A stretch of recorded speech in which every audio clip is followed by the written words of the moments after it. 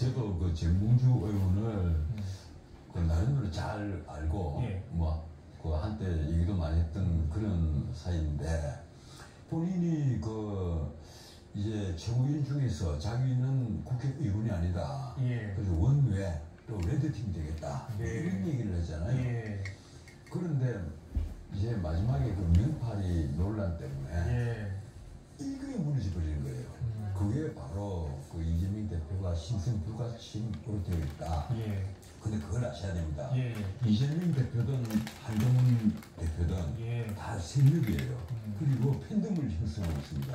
예. 이재명 대표가 조금 더 많을 거예요. 그 팬덤은. 네. 그런데 제가 장담하는데요. 그 예. 팬덤보다는 반대자가 거의 2배에 이릅니다. 팬덤이 전 국민의 가령 30%까지 갈 수 있다 이러면 반대자는 이미 그 2배의 60%를 넘는 70%예요. 예. 두 분 다 그래요. 예. 그래서 우리나라에서 이 우상 정치를 생각하고 그 네. 이미지 정치를 하는 사람들은 반드시 끝이 안 좋습니다. 네. 지금이라도 가령 한동훈 대표든 이재명 대표든 나 정도는 그래야 된다는 생각을 해요. 정도만 그러면 예. 사실 그분들만큼 경험이 많은 분들이 어디 있어요. 알겠습니다. 나는 근데 예. 사법 리스크도 예. 본인이 틀 수 있을 것으로 생각합니다. 예. 난 그 사법 리스크 때문에 영원히 안 된다는 것이 아니라 예. 그 한동훈 대표도 그래요.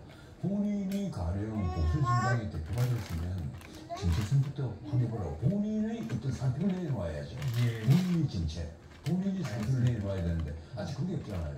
여야 대표회담 때 어떤 제안하고 어떤 성과가 있는지 지켜보겠습니다.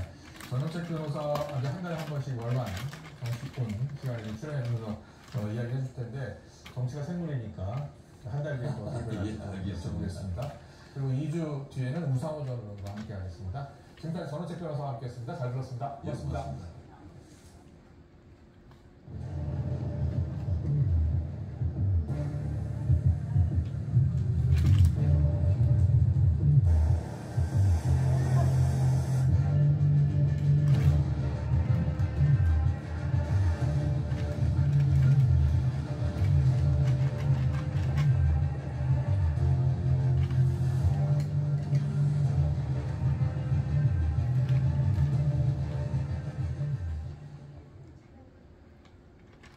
제9호 태풍 종다리가 북상하면서 제주도는 직접 영향권에 들었습니다. 앞으로 1시간이 태풍의 최대 고비가 될 것으로 보이는데요. 자세한 태풍 상황 기상캐스터 연결해 알아보겠습니다. 김수현 캐스터.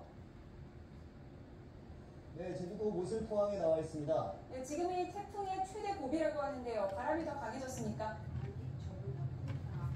네, 그렇습니다. 약 1시간 전부터 바람이 조금 더 강해지기 시작하더니 지금은 정말 바람이 강하게 불고 있습니다. 태풍이 이제 진짜 가까이 다가왔다는 것을 느낄 수 있는 부분인데요. 이렇게 바람이 불 때 또 한번 태풍이 불 때는 누군가 옆에서 밀는 것 같은 그런 강한 느낌을 받고 있습니다. 바람이 강해지면서 이 파도도 높게 일고 있습니다. 제 뒤로 보시는 것처럼 파도가 매우 높게 일고 있는 상황이고요.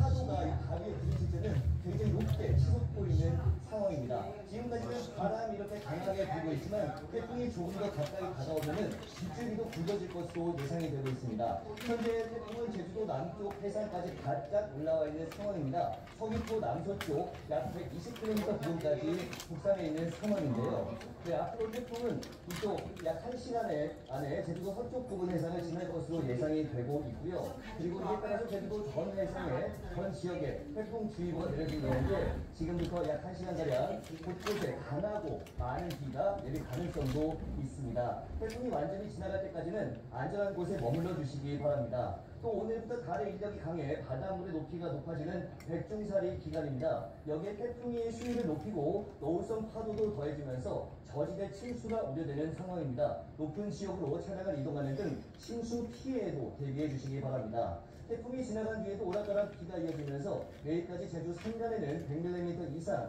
그 밖에 제주도에도 최고 80mm의 많은 비가 내리겠습니다. 태풍이 몰고 오는 뜨거운 열기로 공기도 무척 뜨겁습니다. 오늘 제주도는 33도 가까이 기온이 올랐고요. 체감 온도는 이보다 더 높았는데요. 밤에도 더위가 식지 못하고 또다시 열대야가 나타나면서 제주도는 37일 연속 열대야로 이 지역 역대 최장 열대야 기록 2위인 39일에 바짝 다가서겠습니다. 앞서서 말씀을 좀 드렸지만 태풍이 지나갈 때까지 그 1시간 정도가 최대 고비가 되겠습니다. 가장 위험한 순간이라고 볼 수 있는데요. 이 간판들이 바람에 날아갈 수 있는 그 정도의 강한 바람이 부는 만큼 이 태풍이 완전히 지나갈 때까지는 되도록 바깥에 나오지 마시고 안전한 곳에 머물러 주시는 것이 좋겠습니다. 지금까지 YTN 김수현이었습니다.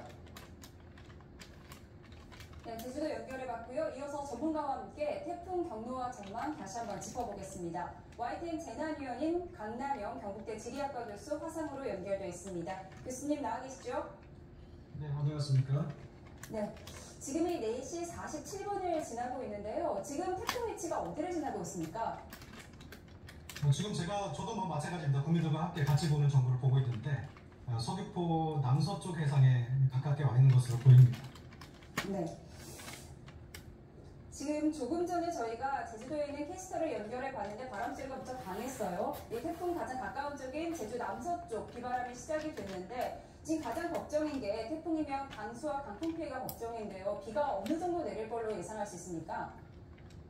네, 지금 이 태풍을 전형적으로 우리가 익히 겪었던 강력한 중심을 가진 그러한 태풍으로서 대하기에는 그런 태풍하고는 구조가 다른 구조입니다. 지금 약한 태풍이고요. 거의 태풍인지 아닌지 수준이거든요. 네. 그런데 더 강조해야 될 것은 중심이 강할 거야, 바람이 많이 불 거야 이렇게 대했을 때는 오히려 내가 생각한 것과는 다르다고 하는 식으로 우리 방심을 할 수가 있겠어요. 그런 태풍이 아니고요. 오히려 구조가 흩어진 상황에서 굉장히 국시성을 가지는 현상들, 중심으로서의 바람보다는 가장자리 부근에서 수증기가 몰아치면서 부는 돌풍들, 그리고 옆 동네는 맑은데 이쪽 동네는 갑자기 호우가 쏟아지는 이런 것들에 대한 대비들을 해야 되는 그런 시스템이라고 보여집니다.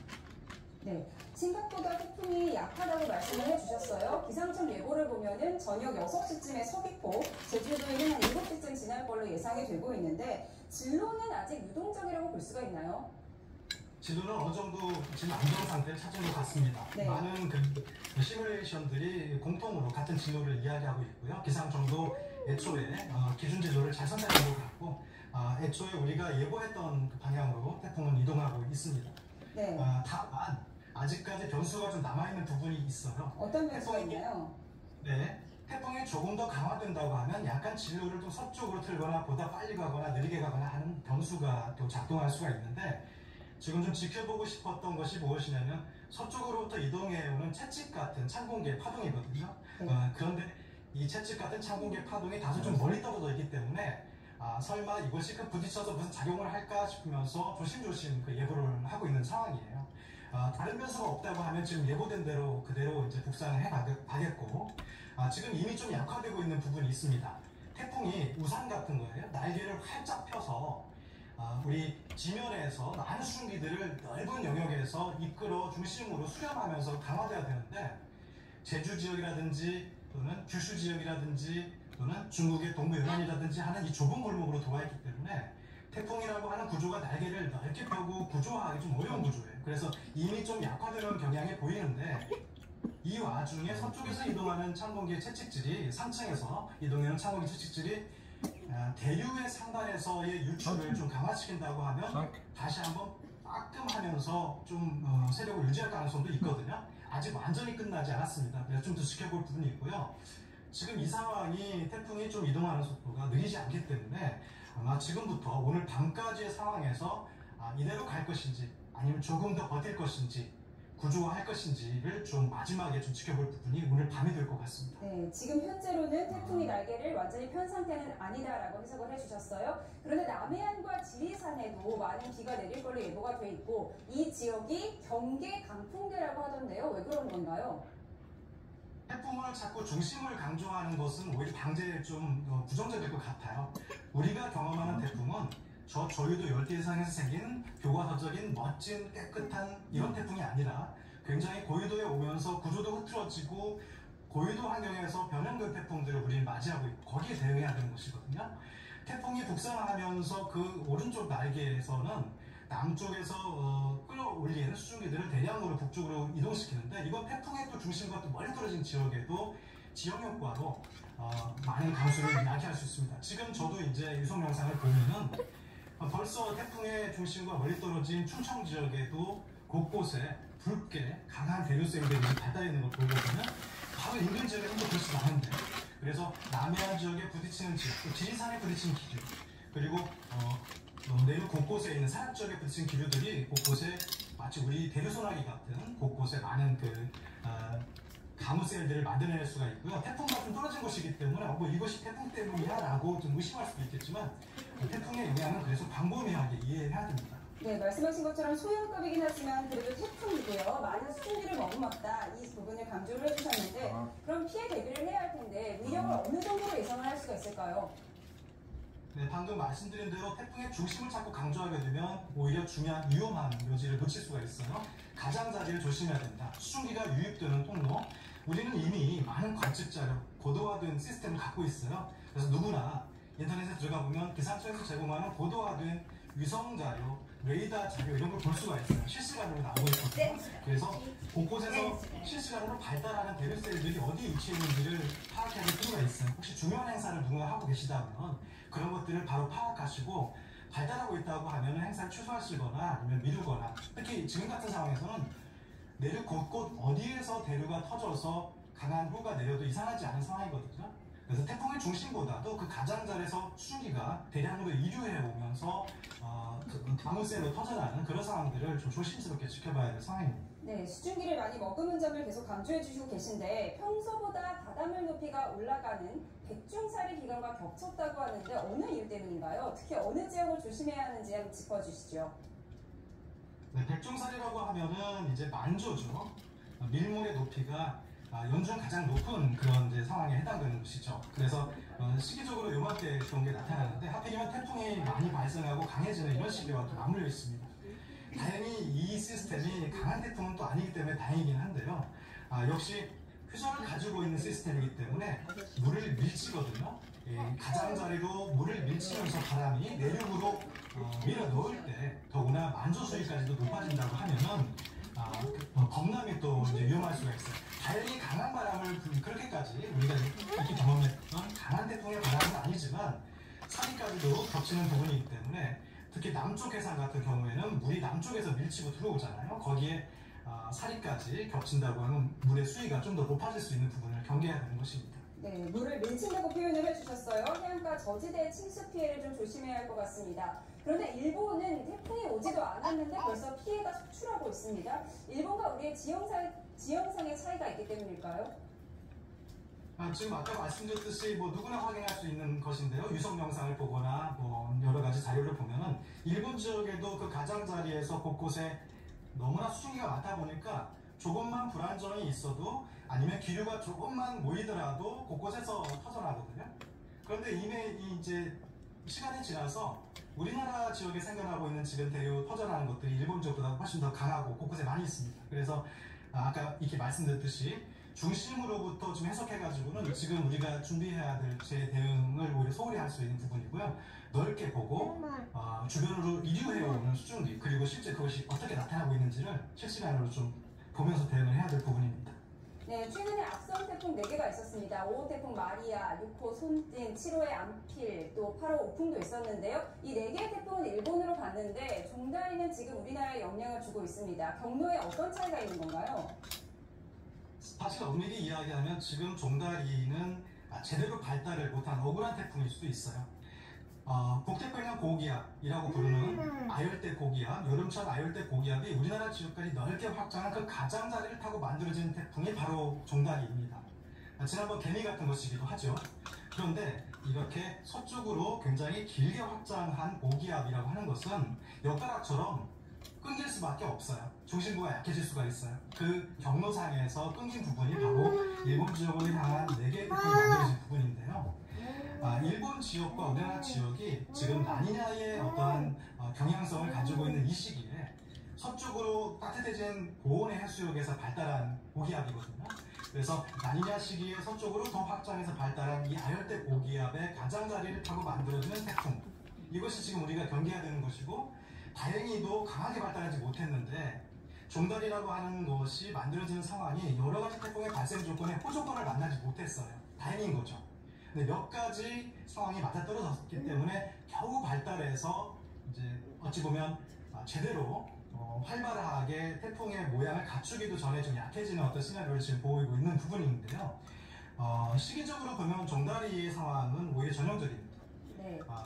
네. 오늘 밖에 나가보니까 온풍기 바람처럼 막 뜨거운 바람이 불더라고요. 이게 태풍의 영향인 것 같은데 태풍이 오면 좀 시원해질까 싶은데 이번 태풍이 그렇지 않다면서요. 더 더워질 거란 예보가 나오던데요. 왜 그런 건가요? 예, 태풍이라고 하는 게 비를 가져오니 마치 좀 시원해질 것처럼 우리가 느껴지긴 하는데 구조적으로 태풍이라고 하는 것은 에너지를 실어 나르는 바람이거든요. 그래서 태풍이 이동해 왔다 그리고 많은 비를 내렸다라고 하는 것은 그 자체로서 많은 열대 에너지를 고위도로 북상시켰다, 수송시켰다, 이동시켰다라고 이해해야 합니다. 많은 에너지를 이동시켰다고 하는 자체가 벌써 우리한테는 무더운 열대 고기압을 확산시켰다라고 하는 것으로 동치시켜서 이해할 수 있는 부분이거든요. 정말 태풍이 이동해오는 지금 같은 상황에서는 실시간으로 수증기를 눈에 보이게 바로 끌어올리고 있어요. 그래서 어제 밤만 하더라도 또 며칠 상간으로 달라진 어떤 끈끈함을 느낄 수가 있었는데요. 네. 아마 태풍이 종다리가 이동하면서 오늘, 내일, 모레 정도까지는 직접적으로 또 끈끈한 수증기, 역시 무더위 동화라고 하는 것을 다시 한번 느낄 수가 있을 것 같아요. 무더위가 계속 이어질 거라고 말씀을 해주시고 계시는데 서울은 30일째 열대야입니다. 언제까지 더울까요? 지금 우리가 기다려야 하는 것은 이제 계절의 변화일 것 같아요. 지금 벌써 아까 말씀드린 대로 우리 서쪽에서는 찬공기 파동이 나타나고 있거든요. 9월을 지금 이제 앞두고 가을로 가는 이제 초인데 이 가을철 반응이 서쪽에 지금 이제 눈에 띄고 있습니다. 그래서 서쪽으로부터 휘어오는 찬공기 파동이 점점 깊어지고 얼마나 이 무더위를 가져오는 고기압을 흔들어 줄지를 앞으로 계속 상황을 지켜봐야 되는 것이죠. 이것은 이제 여러모로 예나분들도 여러모로 이제 이거부터 고민하고 계실 텐데 찬공기의 파동이야말로 이제 지금 우리가 겪고 있는 장기간의 무더위를 깨뜨릴 수 있는 유일한 어떤 단서가 아닐까 싶습니다. 네, 말씀해주신 것처럼 태풍의 위력은 생각보다 약하지만 내일 많은 비가 예보돼 있고요. 더운 날씨도 지속될 것으로 보이니까요. 대비를 해야겠습니다. 지금까지 YTN 재난위원 강남영 경북대 지리학과 교수와 알아봤습니다. 교수님 감사합니다. 네, 감사합니다.